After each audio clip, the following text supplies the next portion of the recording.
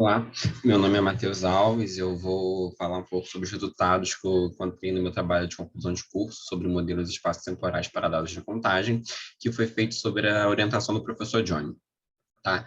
Então, aqui, falando rapidamente como vai ser essa apresentação, eu vou tentar dar uma contextualizada e dar alguns exemplos de aplicações desse tipo de metodologia, depois apresentar os objetivos que eu tinha nesse trabalho, de materiais e métodos. Eu vou falar sobre a definição matemática, de fato, do modelo proposto, assim como os métodos inferenciais adotados, depois os resultados do estudo de simulação feito e as conclusões obtidas no trabalho.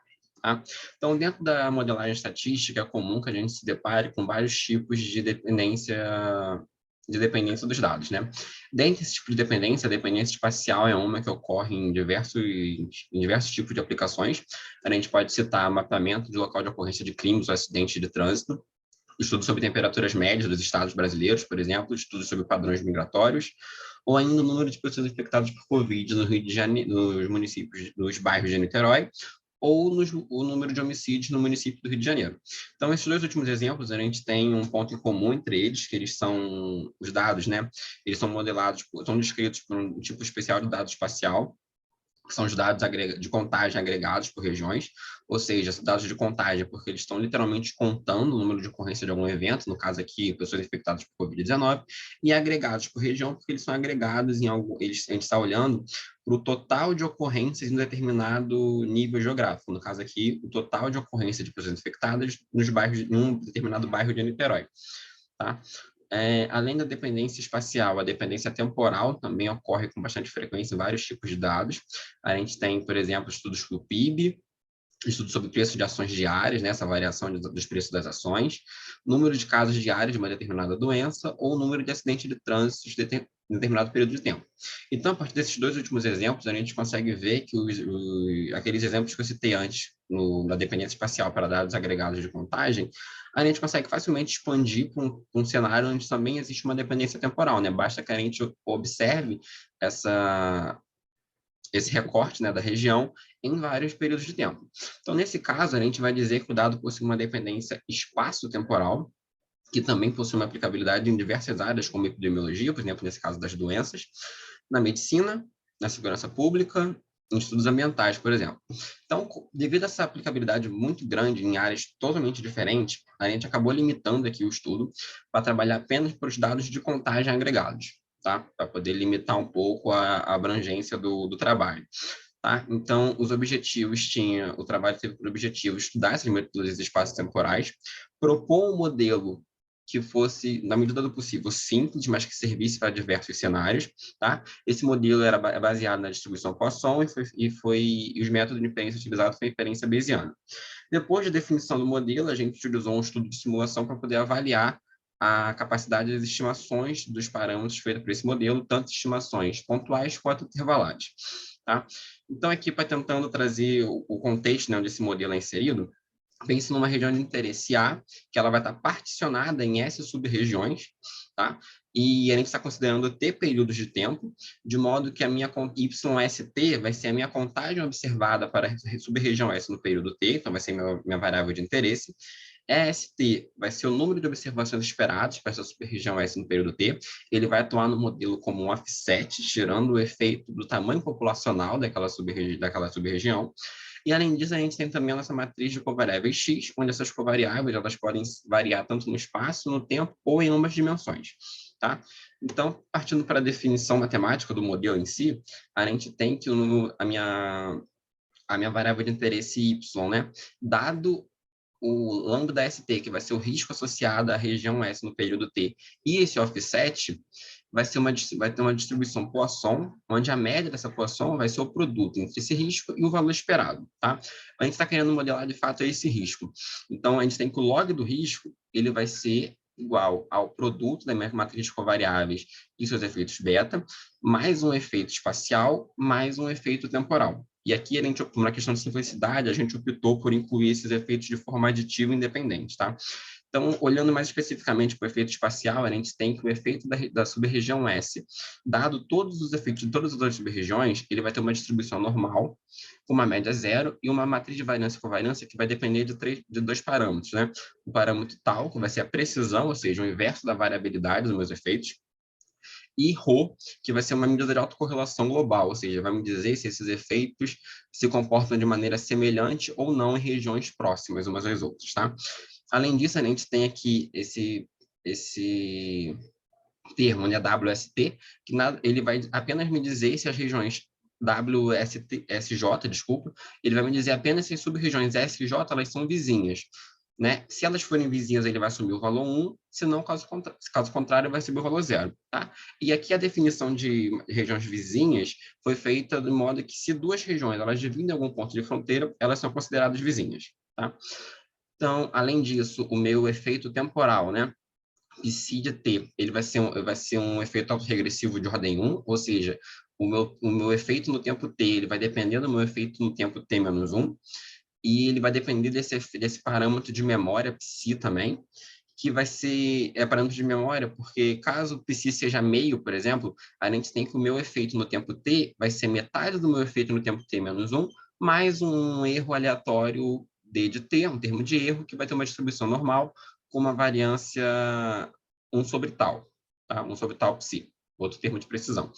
Então, aqui embaixo a gente tem só as distribuições a priori para os efeitos beta, os parâmetros beta e phi que são normais, tal, as duas precisões são uma distribuição gama e Rho tem uma distribuição uniforme 0,1.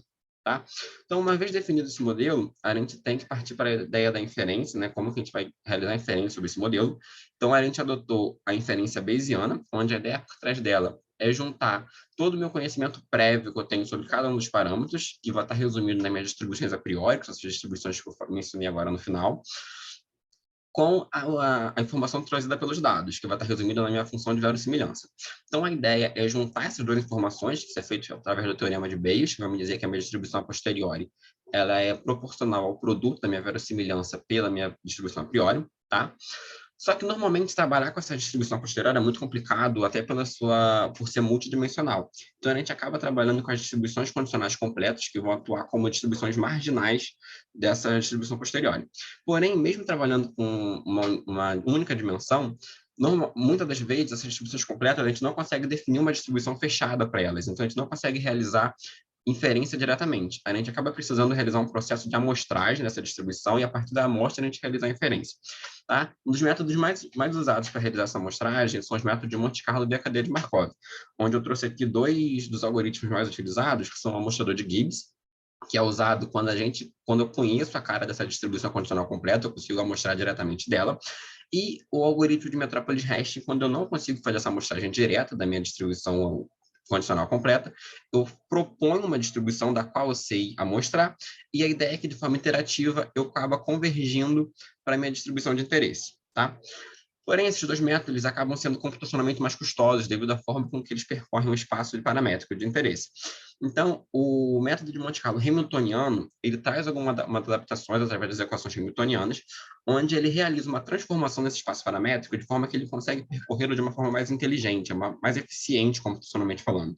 Então, nesse método, acaba que as cadeias elas tendem a convergir mais rápido e ser menos autocorrelacionadas. Então, a gente tem um bom ganho computacional na utilização desse método, que foi o método utilizado nesse trabalho.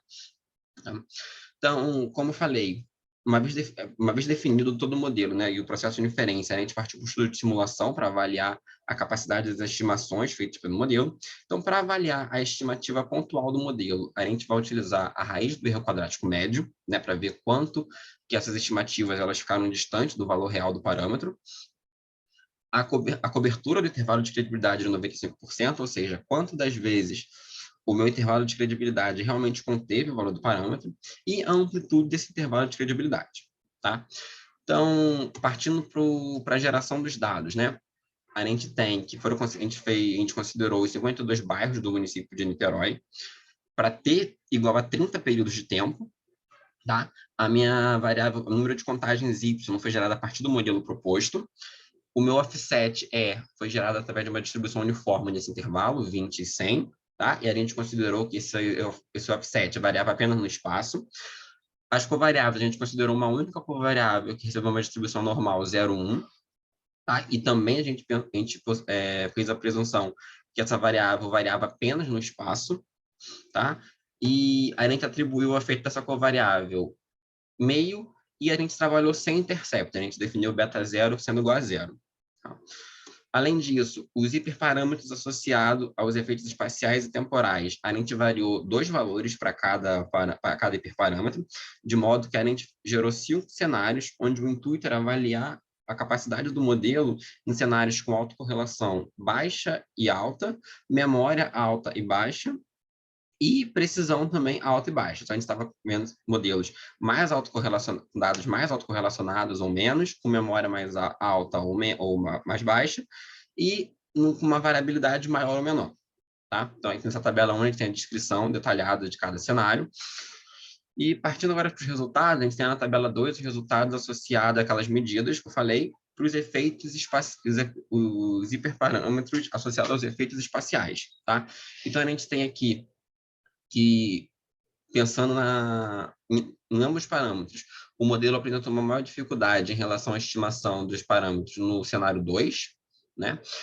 Olhando só para tal, a gente vê que o modelo apresentou seu melhor desempenho no cenário 5, justamente onde a gente está considerando uma variabilidade de dados maior, ou seja, uma precisão mais baixa. Tá?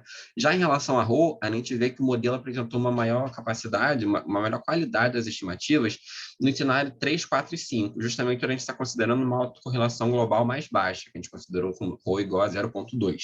Tá? Então, a diminuição da autocorrelação acabou trazendo um benefício para o modelo, a capacidade do modelo, o modelo resultou melhor desempenho nesses cenários. Tá? Já na tabela 3, a gente traz os resultados, os parâmetros associados dos efeitos temporais agora. Tá?